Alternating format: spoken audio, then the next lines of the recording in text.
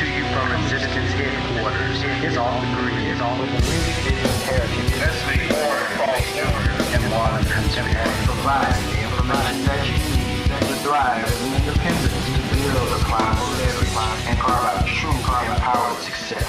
Knowledge equals empowerment, and empowerment equals freedom. Welcome to episode 8. Man, Mr. Huntsberry, man, I'm so excited about this episode, man. I'm great, man. How you doing? Oh, I'm well blessed, man, and ready to pass on some of this information. All right, man. Well, you ready to get into the episode, man? Let's do it. All right, Do it. What is off the grid and why movement is necessary? Our definition of off the grid means that an artist, band, or independent record label has decided to maintain ownership and control over their master recordings and to work their musical project using their own sources of revenue, their own connection points, and their own grind points. Off the grid is a concept that is created from the bottom up, meaning that you don't allow a corporate conglomerate to tell you what type of music is or is not acceptable, marketable, relevant, or permissible for you to create and pursue.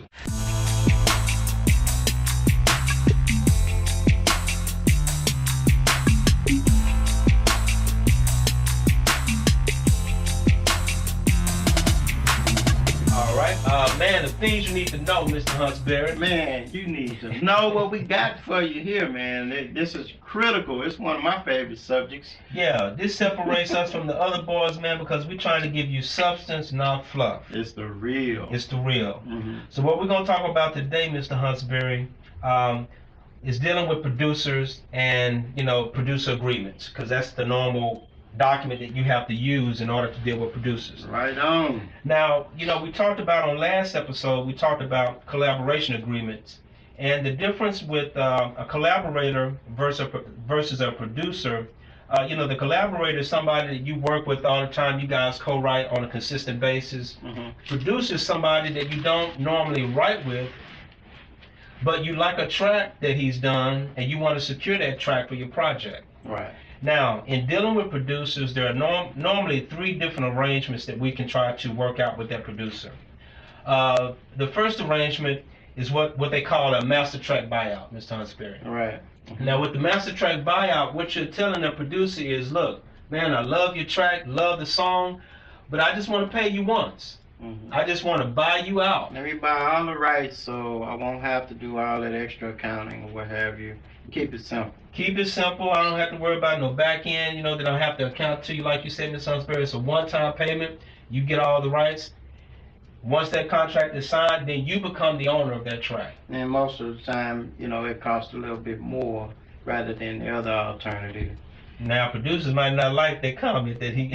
I mean, we're not producers, but the off-the-grid soldiers. I mean, Yeah. But that's a little bit more. But that's usually how it works. Now, keep in All mind. the rights. Keep in mind, this is a producer talk. This is a producer extraordinaire that's giving y'all that information. So y'all get mad at him. Don't get mad at me. That's just how it is. That's how the game is. Anyway, we're moving on to the next section, which is my favorite, is where, we work out an arrangement to get points. Yeah. And mechanical royalties. Yeah, and that document is called the Independent Production Agreement. Mm-hmm.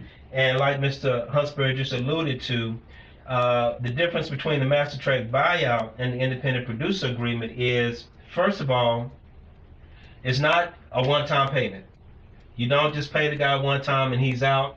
The second thing is, instead of you becoming an owner like you do under the master track buyout, you become a licensee under the independent producer agreement. And the reason you're labeled a licensee is because you do owe that producer money as you sell tracks, as you sell your album, which that track appears on. we breaking bread together. All the way through. When we win. Yes, sir. Look at that. See, he talking like a producer, man. So you got producer points that you have to pay out. Producer points are based on the retail price point of the project. Then you have to pay mechanical royalties. And mechanical royalties are paid to whoever composes the music on the one hand and whoever authors the lyrics on the other hand. And since in most cases the producer is doing the music, you have to break bread with him on the mechanical royalties. That's right. I think we should cover those subjects in more detail, especially dealing with mechanical royalties at a later date, because it's a vast subject and very, very important. It's critically important, Mr. Huntsberry, no question about it. And then the third arrangement, Mr. Huntsberry, that we try to work out with producers is what's called staff producer agreement. Mm-hmm. And with the staff producer agreement, basically what you're trying to do is you're trying to work out a longer term relationship with the producer because you really like his style and you really feel like you want to lock your project around his style of music. Right. So, you know, in that situation, what you're doing is you're saying, look, man, I might want to get multiple tracks from you. Is there a way that we can work out a relationship so that every time I'm trying to get a track from you, I don't have to start all over doing the independent producer agreement? Right. We just have an ongoing understanding and arrangement in writing so that whenever I need a track from you, we already know how it's going to work. So like if that person or that company, independent company, has a couple of projects a year that it's working on, then the producer can be locked in to a certain rate. Yes, sir. Or other performance duties that Yes, are sir. included into that contract. Yeah, especially if that producer owns a recording studio, which a lot of producers do.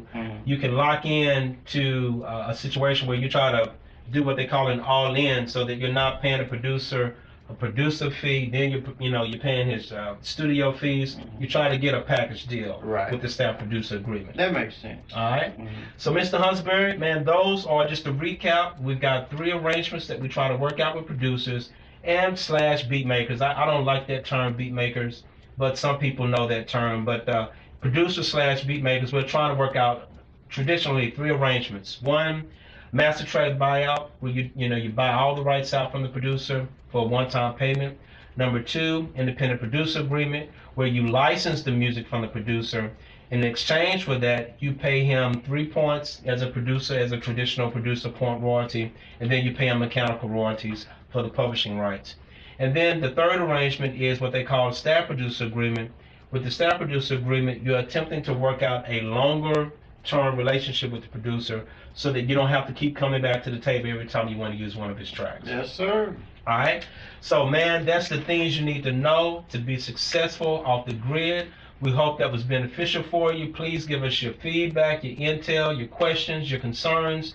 We want to keep fine-tuning the content so that this show is a benefit for you as you move forward off the grid. Soldier. Off the grid, soldier. Off the grid, soldier. Okay, man, these off-the-grid soldiers, man, we keep finding these examples. Mr. Huntsberry, people, see, they're going to have to believe us, man. We find real people doing this thing off the grid. Hey, a resistance fighter wrote in and challenged us to find individuals that are doing this off the grid that have never been signed before. Right. Well, here you go. Here you go, man. If you believe you need somebody else to do it, you don't have what it takes to do it, hey, shame on you, because now we have a husband and wife team. Right. A husband and wife, that's it. Nobody else is doing it. No managers, come on, man. Yeah. They are doing it. This Off the Grid Soldier segment is featuring 5 times August. 5 times August. Yes, sir. 5 times August, of course. The singer-songwriter started off when he was 18. He's been grinding and writing and doing albums ever since.